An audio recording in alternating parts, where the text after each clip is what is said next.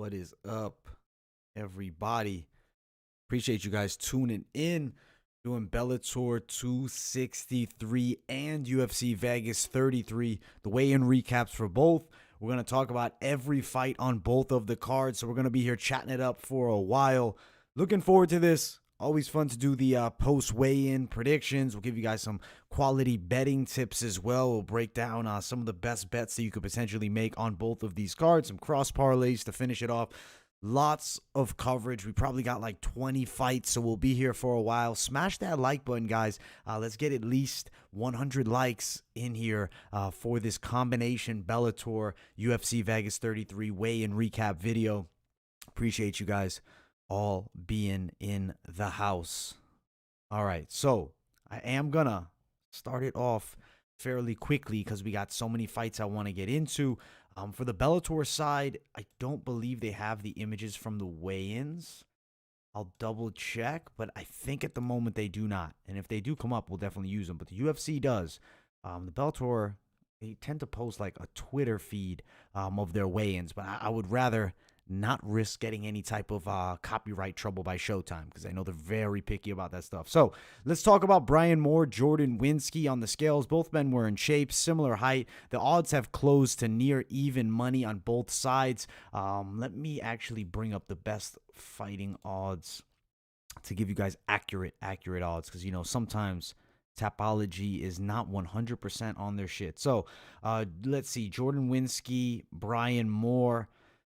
They're pick'ems. That fight has truly become a pick'ems fight. If you guys watched the prediction show earlier on in the week, you guys knew I was on Brian Moore. Even after the face-offs, the weigh-ins, I don't feel a change as far as my prediction. I do think that we're going to see the superior pressure kickboxer and Brian Moore defeat Jordan Winski here. I think Winski and him are going to engage in what I expect to be a pretty entertaining striking battle, and I'm going to take more by a KO in the second round here. Could also see it going to 3. As far as the bets on this fight, if you want to straight bet more, I don't think it's a terrible bet.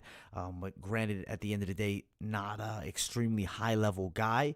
Fight ends inside the distance is plus 120. I do think that is possible.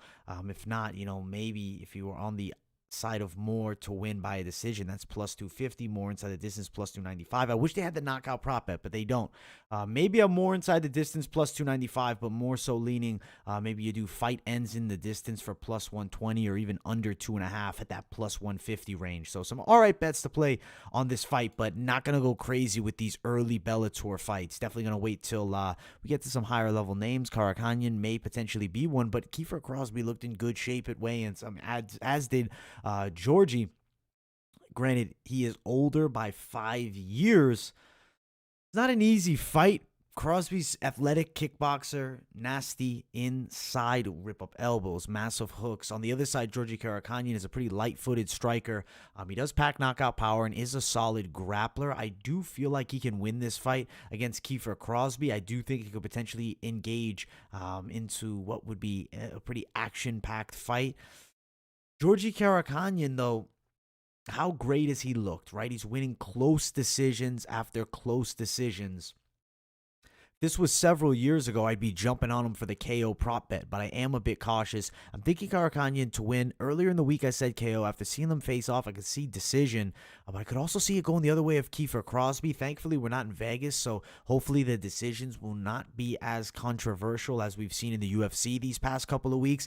But I still think Georgi Karakhanyan wins, but it's not easy against Kiefer Crosbie. It's not a lock of the week. Karakhanyan minus 245.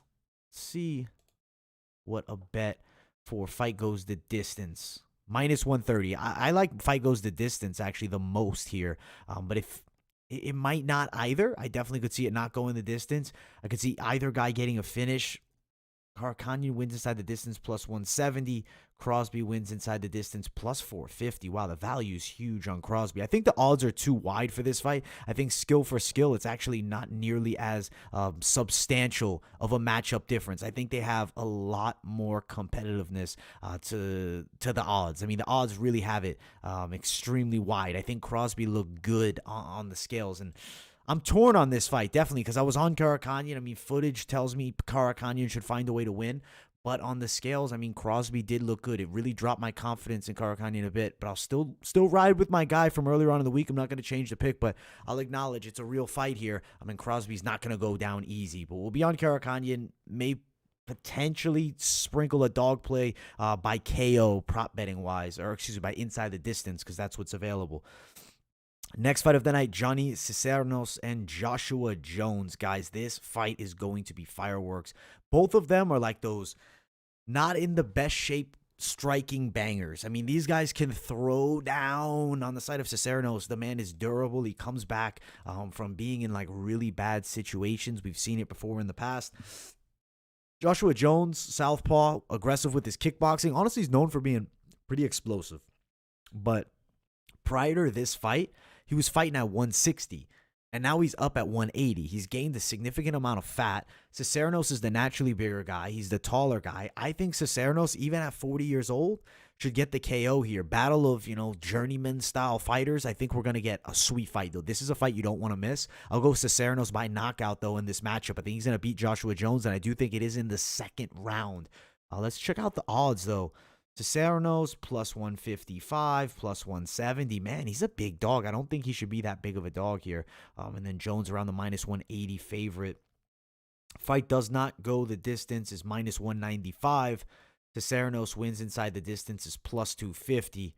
No knockout prop bet here, and they're not giving you the best value for that inside the distance. I mean, plus 250 is good, though. Potential sprinkle on this one for me here, but I do think the dog, Cisneros, dog play, does come through in this matchup, and I do think he'll take out Joshua Jones by a KO in that second round. Let's keep on moving up the card because we have a ton of fights, guys. We have massive amounts, so if you haven't yet to, smash that like button, help the channel out. We're going to be going through tons of fights for this Bellator and UFC card. So lots of breakdowns coming at you. Khasan Magomedsharipov versus Jonathan Quiroz. Okay, so this fight right here is a serious mismatch. I don't think I need to say all that much. Magomedsharipov excellent on the ground. His kicks are something special. I mean, fantastic. If you can look it up on YouTube and see some of just his kicking highlights. Quiroz is a tough journeyman, but he's going to lose this fight. 3-4 versus 5-0. Obvious, serious level mismatch. It's going to be Magomedsharipov, the brother of Zabit. He's going to win this fight fairly dominantly. I do think he gets a finish here. Could see a submission or a knockout for Khasan Magomedsharipov. Let's see if the odds are here. Am I not seeing the odds? Am I missing something?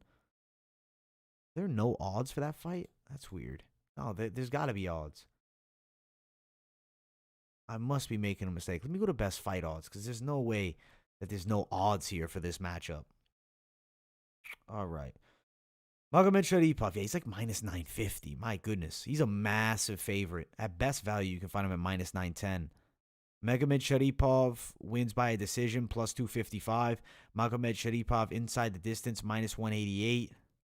People are expecting him to win inside the distance, and I don't blame them. He should wipe the floor with Jonathan Quiroz. That's exactly what I do think is going to happen here. I'm especially seeing the confidence in Magomed. I mean, it's even the confidence. Forget the confidence. It's the absolute dynamic skill set that we have with him versus, a journeyman, 3-4 record. There's level differences here.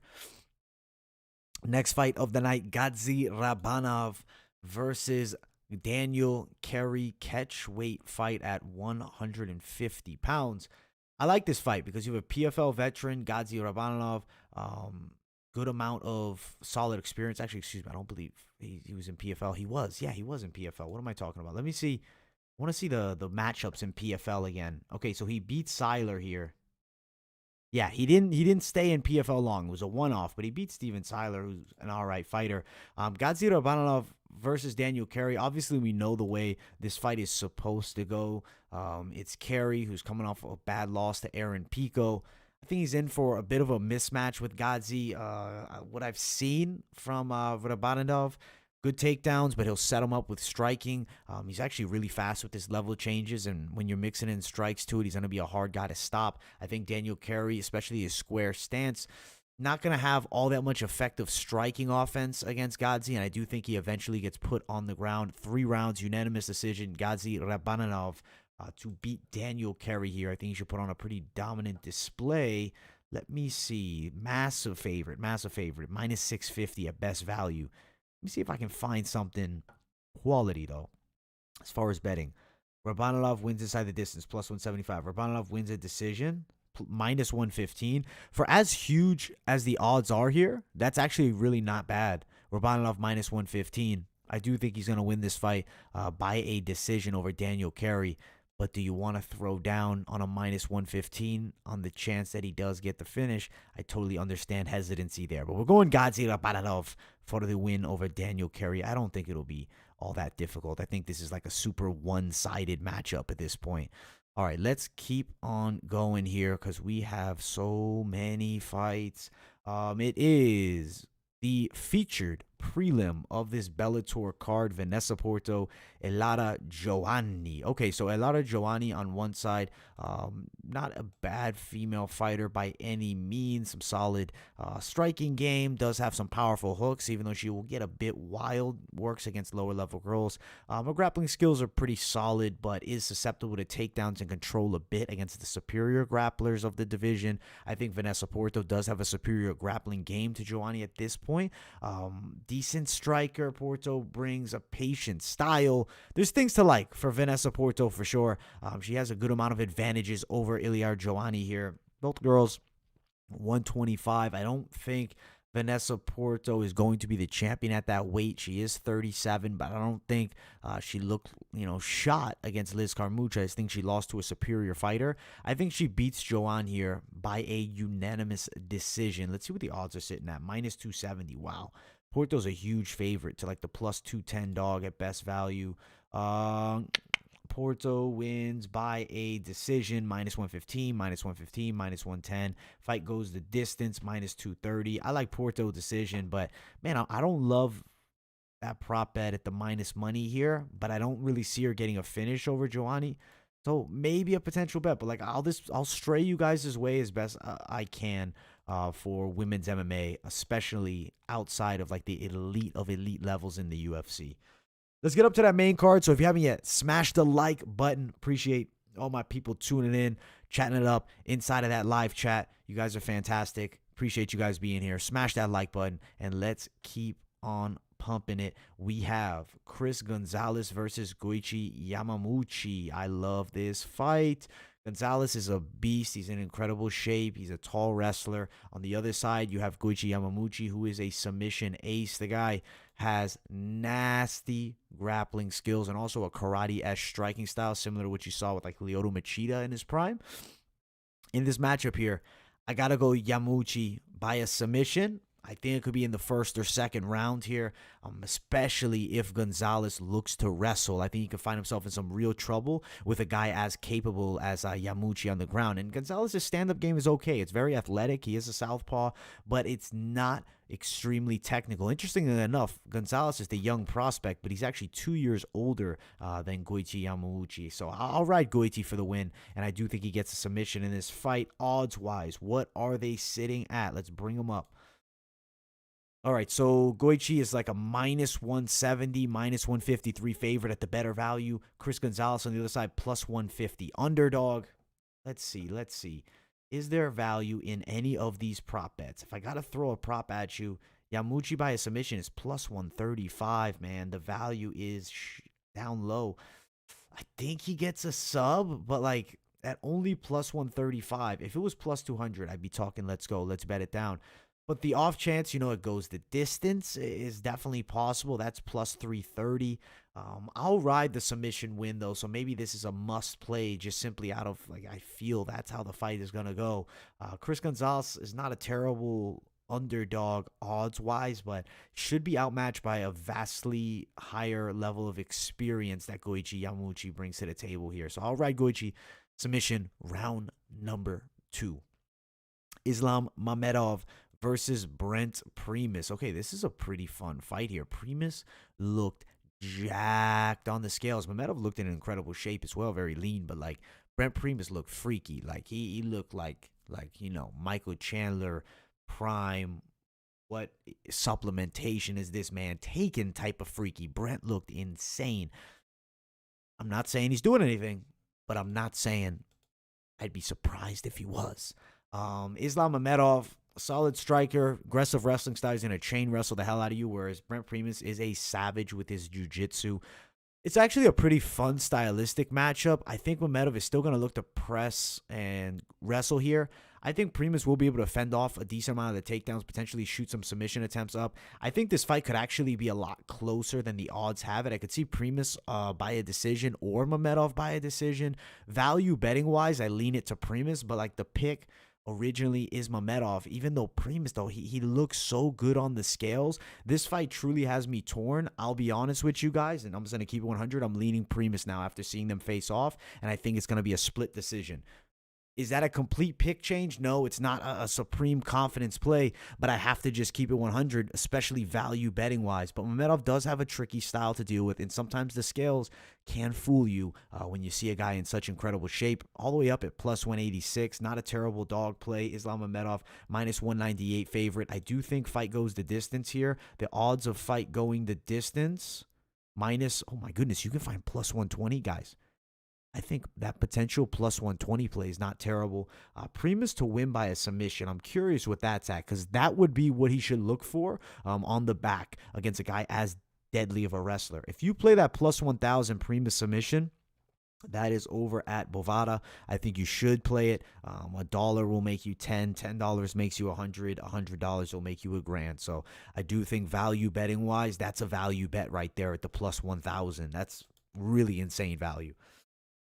Especially a guy with Primus, former champion, high level, went the distance with Michael Chandler. He's pretty good. All right, our featured bout of this Bellator 263 card, Usman Nurmagomedov and Manny Muro. This is where the action gets me even more excited. Like, this fight is maybe my most excited fight of the week, because Usman Nurmagomedov is a damn hot prospect. You see the Nurmagomedov last name. On the other side, Manny Muro's no easy fight. This is actually a stern test, competition-wise. 12-6, lost to beat Nick Newell, beat Ken Coulter. Like, you have a guy on a 3-fight winning streak. He does have some losses, outside of Bellator a couple years back, but he beat Nick Newell and Devin Powell. Those are solid names, especially Devin Powell, being a former UFC fighter. Usman Nurmagomedov, though, is so dynamic with his striking, and his grappling game is also extremely efficient. The southpaw, I think his dynamic kickboxing is going to really be on display here. I think he'll manage range, attack with combinations, outstrike the hell out of Manny Muro. Decision unanime by Usman Nurmagomedov. Probably very lopsided. I don't think it being all that close. If he did get a finish, that would be great and all. He's 23 years old. I don't think he needs a finish necessarily here to still be, considered an elite prospect, but I could see him getting the KO. But Manny Muro, he's not an easy guy to put away. Let's see that loss.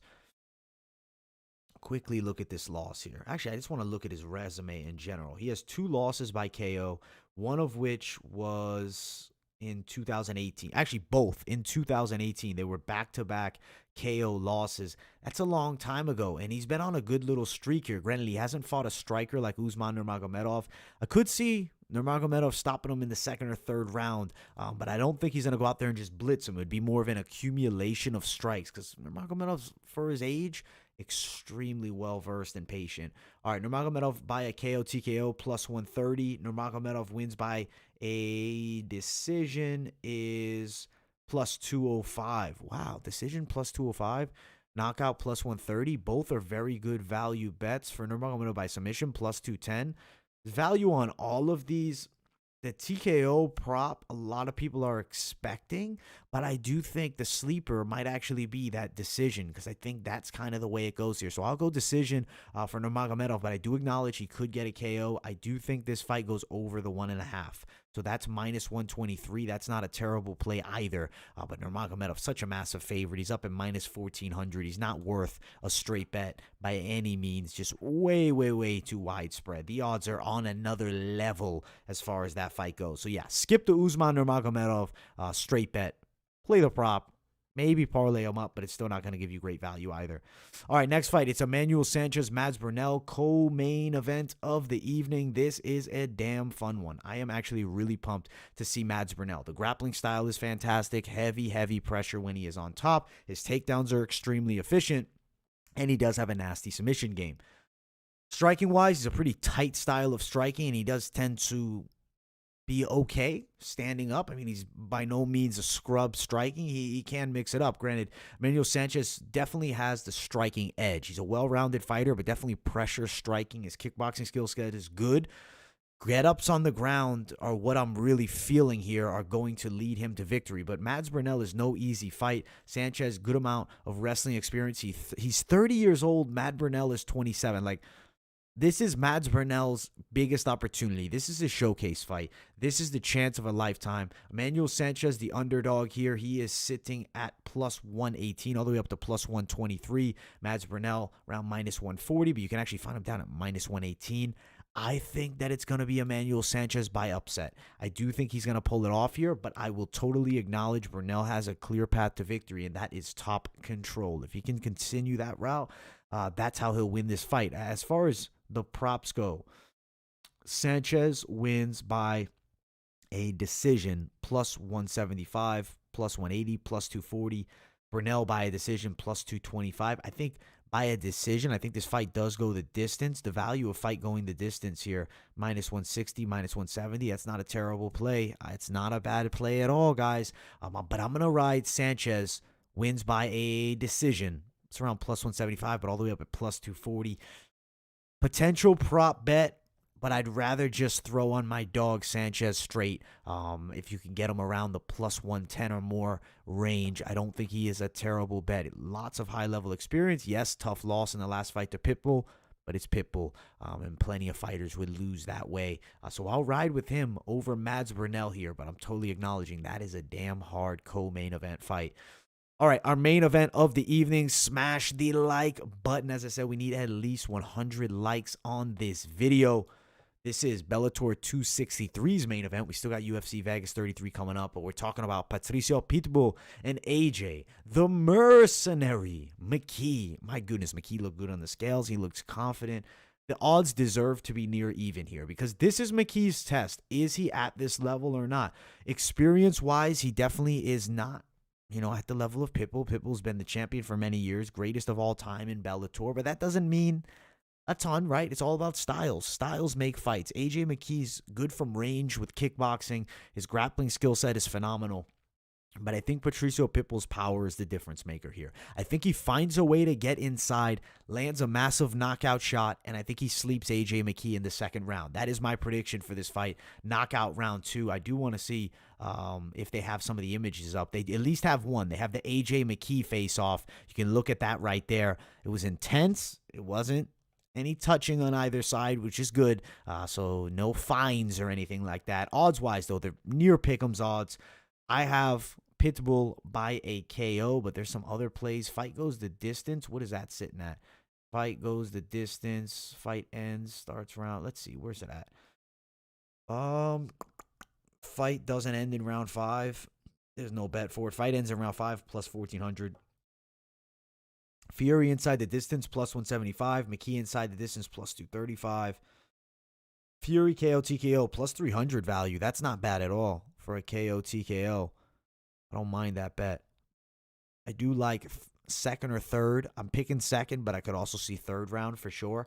Over 1.5 minus 300, over 2.5 minus 140, over 3.5 minus 105, over 4.5 minus 190. Those bets are all over the place. I think that fight does not go the distance. Minus 200 is certain here. I think that it's going to be a finish, and I think it's Patricio Pitbull winning by knockout. If McKee does win, I could see him, though, grinding a decision win, mixing it up with the grappling and the striking. But we're riding Pitbull by a KO. That is the Bellator main event prediction. And I honestly cannot wait for this Bellator card. I will be doing a full card fight companion for Bellator, but I will also be throwing that UFC main event in the play-by-play. We have to do it. But let me bring up now this UFC card because it is not over yet. We have Hall versus Strickland. We're going to do the full weigh-in recap for that card. We have the images from the weigh-ins. Thankfully, the UFC came through on that. Really, MMA Junkie came through on that. You can see them there. Let's see. Are we zoomed in properly? Let's get the perfect camera, and let's get it all figured out. Let's get it. Okay, here we go. I think that's money. Yeah, I think that's pretty good. All right. Smash that like button, guys. Appreciate everybody for tuning in. Live, replay. You guys are all fantastic. Smash the hell out of that like button, guys. I cannot wait for this card. This is going to be fuego action. And let's get into the first fight of this UFC Vegas 33 card, also known as UFC on ESPN 28.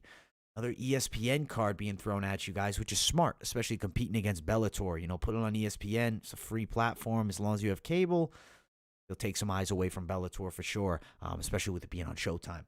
Orion Kosei versus Philip, the Fresh Prince Rowe. Stylistically, I think striking advantage is Rowe. Grappling advantage is definitely Kosei. You can see them facing off here. I'm going Philip Rowe by KO. He's seriously bigger. He should be able to stop the takedowns, and I think he's going to knock out Orion Kosei in the second round. And he also looks in really good shape, too. Let me get the odds up for UFC. Hall versus Strickland. Nope, wrong one. We got Gone versus Lewis. That's next week. I'm pumped for that. All right. Philip Rowe is like, he's gotten way closer. Earlier on in the week, the odds were way wider, which makes sense because people are seeing the value on this underdog, Philip Rowe. Around plus 135. Philip Rowe to win by a KO TKO is sitting at plus 600, guys. The value of that is too juicy not to sprinkle betting-wise, and I do think he's going to sleep Orion Kosei. Plus 600, I think that's a potential play.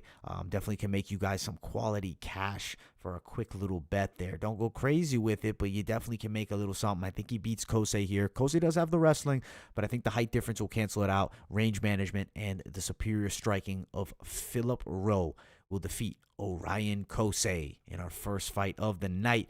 Let's get to the second one. Ryan Benoit versus Zaruk Adashev. Okay, this fight is going to be very intriguing. Now, we'll look at Ryan Benoit. Unfortunately, we got a canceled fight there. Definitely looked drained on the scales if you look at his eyes here. But he is standing up for the ceremonial face-off. Zaruk Adashev here. He's looking normal, like a typical Zaruk. I don't feel like Zaruk, as a mixed martial artist, should even be near the skill set of Benoit. He had a great performance against Tim Elliott in a loss. I was impressed by the striking and grappling defense. He should mix it up, get some takedowns, get on top of Zaruk Adashev a bit. Don't risk it all striking with this guy because he is a good kickboxer. But I'll ride Ryan Benoit to win this fight. I think 3 rounds. We're looking at a unanimous decision for him. As far as the odds for Benoit, he is sitting at minus 130, minus 125 at best value. Adashev plus 110. Best value plus 120. Let's see. Benoit wins by a decision plus 175. I like that plus 175 play right there. That's the best bet for me on this fight right here. Adashev, like, yeah, you can fluke bet it maybe by a KO plus 540, but I don't think it's extremely likely that he does that. I think it's like lower than 2% chance of that. But I mean, hey, there's still always a chance if he touches the chin. Fight goes the distance, minus 160, minus 175, minus 150. I think it's going to be Benoit wins by a decision here, guys, and I like that plus money. So we'll ride with the babyface Ryan Benoit in our second fight of the night. Third one, Ashley Yoder, Jin Yu Frey. Let's check out the updated odds for this fight first. Odds are not super widespread, minus 140, minus 150 to like plus 130 for Frey. As far as the images from weigh-ins, you got, Yoder, she looks quality, normal. Frey looks in incredible shape, solid little face-off here. I think that definitely Frey is going to look to clinch up a lot. Yoder is going to look to create space and kickbox, whereas Frey is more going to be working in that tie clinch, attempting maybe some knees, elbows inside. I think the slight speed advantage striking is in favor of Yoder. I think her kickboxing is superior to the Muay Thai of Frey. I think she'll be able to fend off the clinch attacks, at least for the majority of the fight. I don't think that's the correct height listed because she's not 5'7". She looks about 5'4" to 5'3". Like, That's insane. 5'7". They lying about these stats, man. They got to get on top of these stats because it's way off. I'll go with the Spider Monkey Ashley Yoder, though. I think she wins the decision, but not one I'm betting on personally. But I will throw the best value prop at you, and that obviously will be, the fight goes the distance. Like that makes the most sense, but it's super wide, minus 350. Yoder to win by a decision, plus 105, plus 115. That's an okay bet. Don't love it, though. Women's MMA, high risk. I think save your money for a different bet, but if you want to bet it, that is my pick. It's that Yoder by decision prop bet. All right, next fight of the night. Make sure you guys smash that like button if you haven't yet. Appreciate everybody for being here. It's Danny Chavez versus Kai Kamaka the third. This fight is one to be excited about.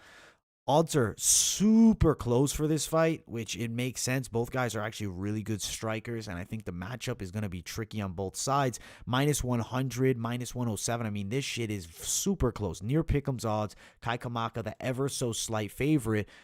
Worries me because the fight is in Vegas. If we have a close decision here, it might go to Chavez. So if you guys are maybe live betting, be cautious of that because the underdog here, I don't know. They might lean it to him, especially some money, though, has piled in. Kai Kamaka and him are close. Maybe because it's as close as it is, they won't screw Kai if he's up. But we've been seeing some bad scorecards lately, guys. So I wouldn't be shocked if we see it again. Both guys, dynamic striking skill sets. Both guys have power. I like the right hand of Chavez. On the other side, though, I really like the overhands of Kai Kamaka, and he actually has some really nasty kicks. Both guys are good, and I think that we're in store for a fun fight. I will pick Kai by a decision over Danny Chavez in this fight. Now, prop betting wise, and actually we'll look at their images from the face-off. You see Kai Kamaka there, Danny Chavez, both guys in good shape, man. This is a fight. Pretty much even height-wise. Just Kai's the younger man. I'll go for the more youthful fighter, Kai Kamaka. Let's see. Kai Kamaka to win by a decision, plus 175. Chavez to win by a decision, plus 250. And fight for over 1.5, minus 330. Fight goes the distance, minus 165. I like that fight. Does go the distance here. I do think that it will. And I think we're in store for a good one, man. I'm pumped for this fight, and I'm definitely going to be riding with my guy, Kai Kamaka, in this sweet matchup here. Let's keep on moving up. We got fights, guys. We got lots of them. All right. It is Chris Grutzmacher versus Huffa Garcia. One of the locks of the week was my man, Huffa Garcia. If you follow on Twitter, I actually posted that up there. I do feel he is a lock of the week. We can look at them facing off. He looks in incredible shape. It looks like Chris Grutzmacher. I think this is going to be Huffa's showcase fight. I really do. I think Grits is on the way down. He looked faded in the last one. He's 35 versus a hot prospect 26-year-old. I see why the odds are so wide. Huffa gifted Garcia should win this fight, and I do think he could get the second round finish, but I wouldn't be shocked if we're looking at a unanimous decision either. But I'm leaning towards KO TKO for Huffa Garcia here. Odds-wise, we know he's widespread, but let's see if we can find some type of value on betting him. Huffa Garcia's minus 305, best value minus 299. Grutzmacher plus 265, but he's not a guy I'll be betting on. Fight ends inside the distance in favor of Garcia, plus 115, plus 120. By KO TKO for Garcia, it is plus 275, plus 400. You can find that at plus 400. I think that's worth a bet because I think you can finish Grutzmacher. Plus 400, guys. We search for these bets, and these are ones, like I'll say, it's a go out and get it now because at plus 400, the value's too good to not play. That's my honest take with this one. So I will ride with Huffa Garcia. I think the value's too good. You got to play it. So I will be on that as well. Let's see. Anything else sticking out? Not really. Maybe a parlay edition with the rest of the Huffa Garcia. Because the line, it's wide. It is pretty wide. All right, next fight. Featured prelim. This is a sweet fight. Meltzik Begzadian is a high-volume, hot prospect. Colin Anglin on the other side. Dana White's Contender Series, alum. Southpaw versus Orthodox here. I feel like Anglin's hands are a bit low. I think that we're going to see Baghdadian take advantage of that, mixing it up with combination strikes, closing distance, and putting the pressure on Colin Anglin for 3 rounds. I think we're going to see Meltzik by a unanimous decision. He's 5-1. His opponent is 8-1. Both guys hot prospects, both young too, both in their 20s, 28 and 29. For Meltzik, though, he's getting into that prime stage as we speak. Slight favorite here, -132 at best value to Colin Anglin, or around that +120-ish range. If you do want to throw down betting-wise on Meltzik Baghdadian, I do like him by a decision. That is sitting at Baghdadian wins by a decision, +290. Okay, I like that Baghdadian +290 by a decision. I do think fight goes the distance. That's actually sitting at -115. That's not a bad bet either if you're undecided on the winner. But I'm riding Meltzik Baghdadian to win this fight here. You can look at them facing off. Both guys came in good shape, but Baghdadian does look to have denser muscle mass, but that doesn't really matter. It's not about the physiques. It's about how they fight, and I just think he is the superior fighter, but both guys are in incredible shape. It just gives me more confidence, though, in Meltzik Baghdadian's unanimous decision win. I think that fight goes the distance bet is a money play, seeing how these guys looked on the scales. All right, main card time. Smash the like button if you guys haven't yet. As I said, I need at least 100 likes on this video. I appreciate everybody for tuning in, whether live or on replay. Subscribe to the channel if you guys are new here too. We're covering all things MMA over here at MMA Experts, and we got a nice double weigh-in recap here, and we're on the main card of the UFC now. It's Bryan Barberena versus the Glass Joe, Jason Witt. Jason Witt, man, I'm telling you guys, he really can't take a huge punch. He tends to get stunned badly by big shots that do land. I think he's going to find himself in some real trouble in this matchup here against Bryan Barberena, assuming Barberena can defend the takedowns, and if he can defend the takedowns, can get back up to his feet. That's really what's going to lead him to victory in this fight, is finding a way to either get back up to his feet or stay on his feet, because Jason Witt only has controlling wrestling. That's his whole game. Barberena mixes it up way better striking-wise. He has some power in the hands. We'll look at the images from the weigh-ins. We got to maybe switch the order there. They switched the order on us. They got the Montano. Terrible. We'll talk about that after. Jason Witt looks in okay shape. Same with Barberena. Barberena a bit taller here. I think Bryan Barberena sleeps him. He's a strong favorite, though. Because of Jason Witt's chin, I have superior confidence in Barberena, but normally I wouldn't be like super duper high on Bryan Barberena. He's a scrappy dude, don't get me wrong, but he's not an elite level contender. I think that we're going to see Barberena win by KO, and that would probably be in the second round. +160 for that is not a terrible bet. Fight ends inside of the distance, -200. Jason Witt, if he were to win, it will probably be a grinding decision. That's at +535. I think Barberena finds a way up. I think he finds a way to the chin. I'll ride Barberena by a KO here. He should win this fight, but I don't want to stir you wrong and say bet the house on him. But if you want to bet something, it's not a bad bet at all here. Now, next fight, Jared Gordon, the absolute tank. The man has some serious knockout power, some physical attributes are extremely impressive with him. You can look at him here. Looks in pretty solid shape, as does Nicolas Stolze. Slight height advantage, too. Technically, Stolze's the superior kickboxer. You look at the losses, the main one I'm looking towards is that Alan Jouban fight. I think Stolze will take a page out of that book, but I actually think he'll do it better than Jouban did. I think he'll control range better, and he's a bit quicker, more in his prime than Jouban was when Jouban beat Jared Gordon. So I think Stolze does win this fight. I think he does win it by a unanimous decision over Jared Gooden here. Keep an eye on Stolze. He was our dog of the week, but unfortunately Munir Lazzez pulled out of that fight, which was super disappointing.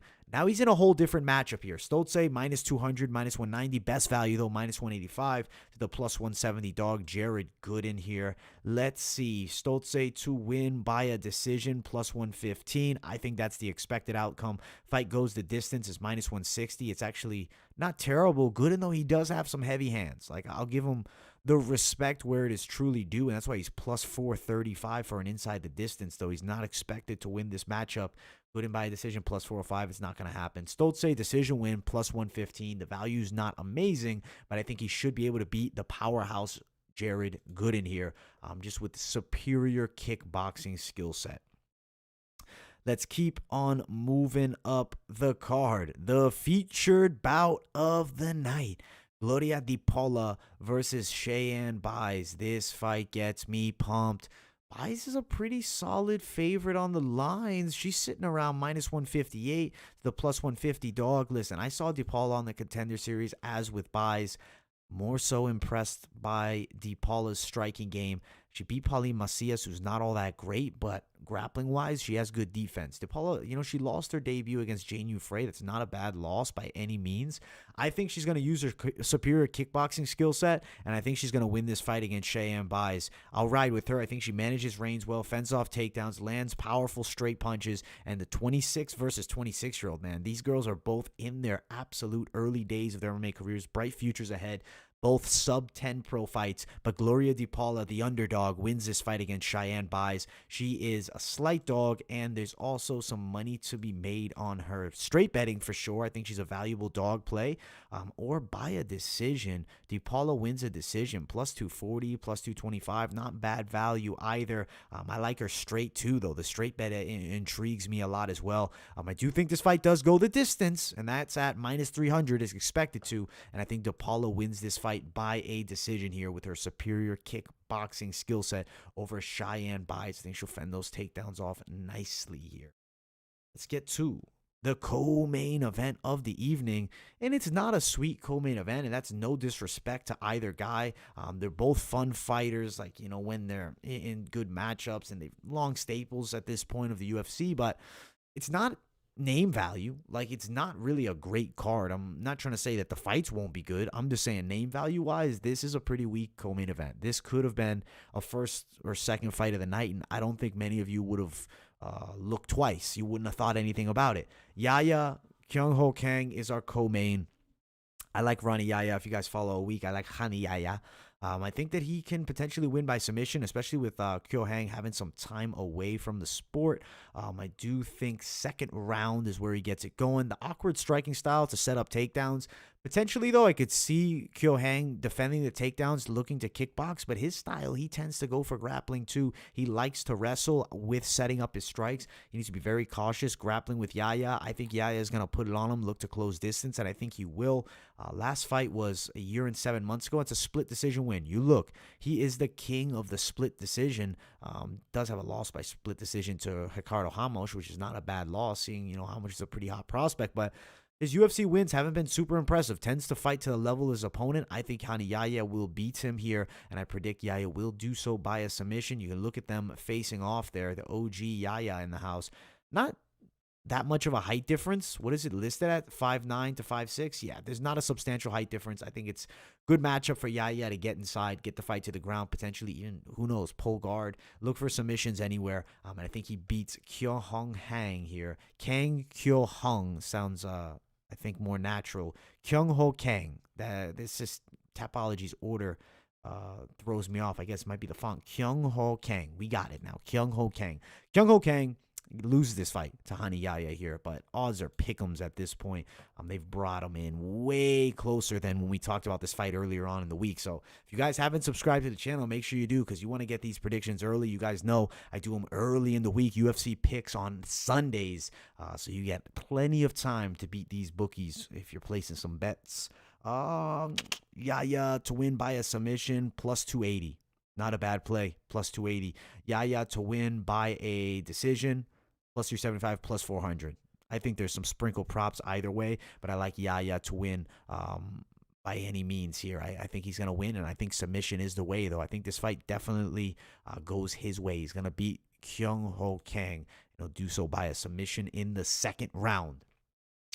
Main event of the evening. Make sure you guys smash that like button. We've been grinding. Covered Bellator first. Now we're doing UFC. Uriah Primetime Hall versus Sean Tarzan Strickland. So how I expect this fight will go, I think that Strickland will outstrike him for a couple rounds, maybe even 3.5 rounds. But I think the fourth round is where Uriah Hall lights up. I think Uriah Hall catches him with a powerful punch most likely, and I do think he will sleep Sean Strickland. He is the more powerful striker. Strickland doesn't have that knockout power. bit hittable at times, and he has been hit before. When Uriah Hall hits you, he tends to put you down. I think stylistically, this matchup favors Hall for a 5-round fight. 3 rounds, I'm leaning Strickland, but for 5 rounds, I'm picking Uriah Hall, and I'm picking 4th round knockout for him, and he's going to beat Sean Strickland here. You can look at the images from the weigh-ins there. Both guys in very good shape. It's an exciting matchup. Both guys about the same height here. Yeah, I mean, interestingly enough, Uriah Hall listed as an inch shorter, but he looks to be the same height or even taller potentially. You can see Strickland playing around. He just tends to be a goofball. He's an interesting guy, Sean Strickland, but he's likable, as is Uriah Hall. I think this is a really fun matchup. May the best man win it. I like both fighters, fans of both, but I'm on Team Uriah Hall to win this one, and I do think he's going to get that KO win, and I do think it's going to be in that 2nd round. Odds-wise, Hall is a pretty big dog. Plus 170, plus 180. Sean Strickland, minus 200 favorite. Hall to win inside the distance, plus 300. Hall to win KO, TKO, plus 300, plus 285, plus 325. I like Hall by KO, TKO. If it's above plus 250, it's worth a play. And I think he's sleeping Sean Strickland in the championship rounds. I think it's round 4. Let's see. Fight starts round 4, minus 130. Don't think that's a worth it bet. Hall wins by, let's see, Hall wins by decisions. No, we're not gonna play anything like splits or anything like that. Hall wins in round number 4, plus 2250. Man, it's a huge sprinkle, but I think the championship rounds when he gets it done. But we're riding Uriah Hall by KO. I think he beats Strickland. If Strickland were to win, I do think Strickland could potentially win this fight by decision. Him to do so, plus 225. But I like Uriah Hall KO, TKO in this matchup against Sean Strickland. It should be a damn exciting one. Overall, pretty exciting card. We still have more to talk about, though. We are going to get into some of the parlays to play on this card. I am honestly pretty damn excited to talk parlays, especially because we're going to be cross-playing these parlays. Appreciate my people all tuning into the live chat. Love you guys. And at the end, we'll definitely chat it up a bit. But at the moment, I do have to do some parlays to play. Now, the $1,000 cross parlay. Let's talk about it. Let's go. $1,000 is what you have, and you want to cross play between Bellator and the UFC. I'm picking Rafa Garcia, stapling them, and I'm bringing them on with thinking value too. I know my picks, but I'm thinking value too. I want to bring myself some value. Oop, not Porto, excuse me. Not Usman. Where is he? Where is he? Gadzhi Rabadanov, minus 199. It's not great value, but I think this will cash here. I think he should beat Daniel Carey. You put Khasan Magomedsharipov, it would just bring you to minus 151. You can't even get it in plus money with these guys. That's why it's just really not all that worth it to have all them on there. Better off maybe playing with somebody else. If you're on Islam Mamedov, you could bet him down, plus 126. Primus, dog, plus 229. Plus 153, though, for Goiti, Yamauchi, and him if you want to add in somebody less, insane odds-wise. Nicholas Stolze, plus 126. That's a solid enough play, I would say.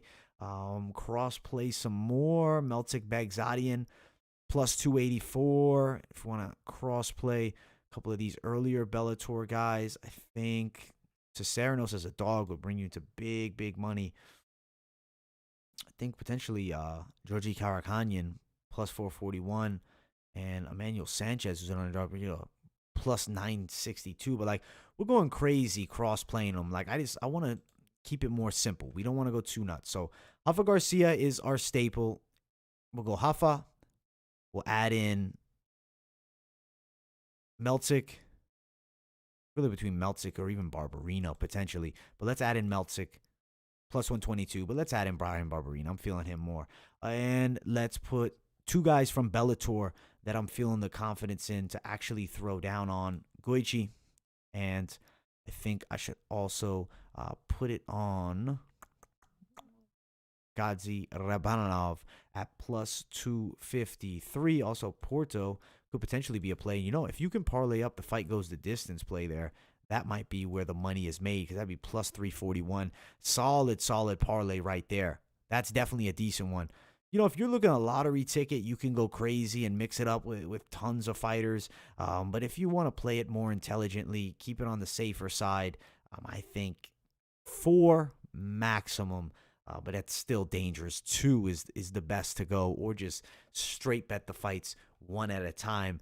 Can definitely save you from being burned by the bookies. Now, guys, I do have an exciting appearance. I'll be on Pub Sports Radio tonight breaking down Bellator with my boy Billy Briz from there. So that should be a lot of fun. I hope you guys enjoyed this combination video. Decided to get 2-1 out here. Smash that like button if you guys haven't yet. We need at least 100 likes on this video. And you guys are all great. Appreciate you, fellas. Need a 10 to win 1,000 cross parlay. Dude, I guess the one that was like 900-ish would probably give you close to that. That's wild, man. You going crazy for that, man. There's definitely some entertainment on the way this weekend. Make sure you guys tune into that Fight Companion. You guys know we'll be covering it all, the entire card for Bellator, and we'll also be giving some UFC live updates. So that should be a lot of fun. Smash the likes. We need 100 likes. Subscribe if you guys are new here. You guys are all fantastic. Appreciate everybody for tuning in to the show, and I will see you guys all later on. Have a great night, everybody.